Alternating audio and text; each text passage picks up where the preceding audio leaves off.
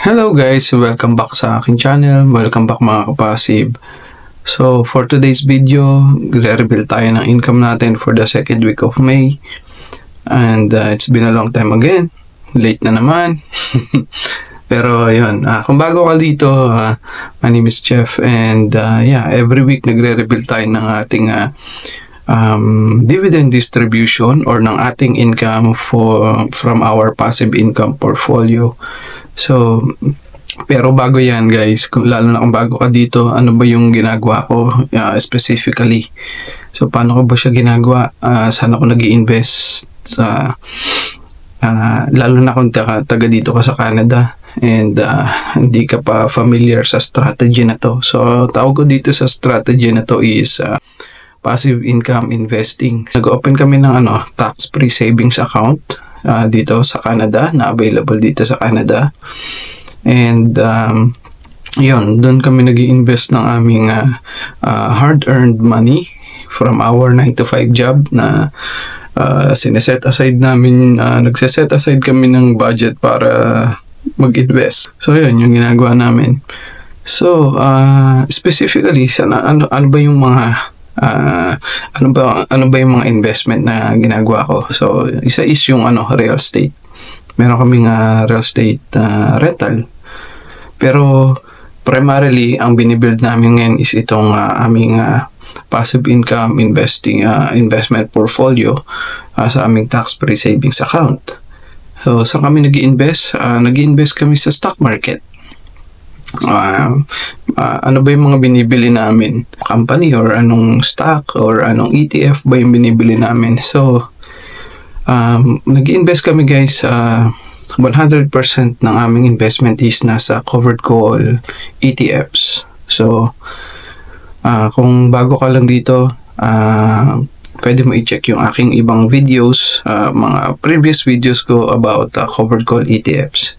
So, paano ba siya, ano ba itong mga covered call ETFs na to? So, pero basically guys, itong covered call ETFs kung saan kami nag-i-invest is yung mga ETFs na nag-i-employ or gumagamit ng covered call strategy to produce income in the form of dividends. Tapos, itong mga dividends na generate ng mga funds na to, dinidistribute niya sa mga investors katulad ko. So yun, ganun lang basically siya. For in-depth discussion about covered call ETFs guys, yun nga, check nyo na lang yung previous videos ko. Pero since amateur pa tayo, hindi pa talaga polished yung aking explanation about this. Pero basically matututunan nyo naman, and you can also do your own research. Ano ba tong covered call ETFs and how they work, and is it something that is right for you to invest in? Kasi iba-iba tayo ng strategy or iba-iba tayo ng goal kung when it comes to investing. So yun guys, anyway, yeah, every week nagre-reveal tayo ng ating passive income na nare-receive in the form of dividends from this portfolio. So yun, and second week of May, tong video na to is for the second week of May, kung magkano yung na-receive natin for the second week of May. So yan guys. Alright, for the second week of May, naka-receive tayo ng we receive dividends from US covered call ETFs, so US funds to, inside our tax-free savings account, and also Canadian covered call ETFs. So yun, unahin natin yung na-receive natin from our US covered call ETFs. So for the second week of May, naka-receive tayo ng $582.48 from our US covered call ETFs. So breakdown lang natin siya guys. So for the second week of May, we receive $39.29 from QDTE Ano ba tong QDTE, guys?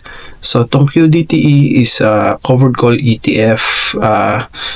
Ang underlying asset niya is Nasdaq 100, so tech stocks basically.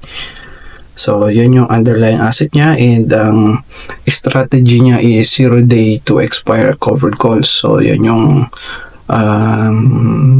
strategy ng fund na to, and they generate premium, and yung premium na yun or yung income na na-generate ng strategy na yun, yun nga yung dinidistribute niya sa mga investors every week. So weekly siya, guys. So naka-receive tayo ng $39.21 for QDTE. Next is Triple QY, another Nasdaq 100 covered call ETF. This is from I think this is from Defiance. Yeah, from Defiance Fund Managers. So for this week, second week of May, naka-receive tayo ng $36.96 from QQQY or Triple QY. Next is YMAG, YMAG. Ito naman, guys, is yung Magnificent 7 ang underlying asset nitong covered call ETF na to. So you got you know, Tesla, Amazon, Google, you know, the big na Nvidia na andyan na yan sa YMAG, the Magnificent 7 stocks. So for the second week of May, naka-receive tayo ng $25.28 from YMAG. Next is YMAX, another one from YieldMax. So basically itong YieldMax, itong YMAX, it is composed of all the covered call ETFs from that YieldMax offers, aside from except those inverse covered call ETFs, kasi meron siyang mga inverse covered call ETFs, guys, na available din. So yun. So for YMAX, naka-receive tayo ng $84.98 for the second week of May. Alright. Next is this is a single stock covered call ETF from YieldMax as well. MSTY ang kanyang ticker symbol. Ang underlying asset ng MSTY, guys, is MicroStrategy. So basically, itong covered call ETF na to is Bitcoin. This is our Bitcoin play. So itong MicroStrategy na to, it's a tech stocks company. Yeah, they primarily invest in Bitcoin as well. So yun, naka-receive tayo ng $377.89 from our main portfolio from MSTY, and another $18.16 from our small account as well. So yun, bali total natin ulit, guys, for the second week of May sa ating US covered call ETFs is $582.48. Now, let's go to our Canadian covered call ETFs. Bali, sa Canadian covered call ETFs, guys, meron tayong dalawang ticker symbol lang na hawak. And they pay us monthly distribution or monthly dividend. So, okay. Unahin natin yung HHIS. So, itong ticker symbol HHIS, kung nasa Canada ka, ano siya, tech stocks din siya primarily. And composed of individual stocks yan, like naandyan yung Palantir, andyan yung Tesla, andyan yung Nvidia. You can check out the ticker symbol kung ano yung mga composition niya or yung mga underlying asset inside this ticker symbol or in this fund. So this fund is from Harvest Fund Managers. So yun, for okay, meron tayong account, yung sa ating distribution coming from our main account. Meron din tayong distribution coming from our small account. So from our main account for the month of May, since this is monthly distribution, naka-receive tayo dyan ng $122.94 in Canadian dollars, guys. Sa main portfolio yon. And then from our small portfolio, we receive another $15.25 sa ating small portfolio from HHIS. And next is, this is a single stock overcall ETF. Ang ticker symbol niya is PLTE, or ang underlying asset niya is Palantir. So another tech stocks din to, guys. Excuse me. So from our main account, naka-receive tayo ng $86.09, and from our small account, naka-receive tayo ng $1.16 from PLTE. So yun, for a total of $226.25 for the month of May. So yun. So basically, kung i-convert ko lahat siya sa Canadian dollar, since nasa Canada tayo, siguro nasa around almost $1,000 dito for the week of for the second week of May. So ayan, guys. So basically, ito yung ginagawa namin.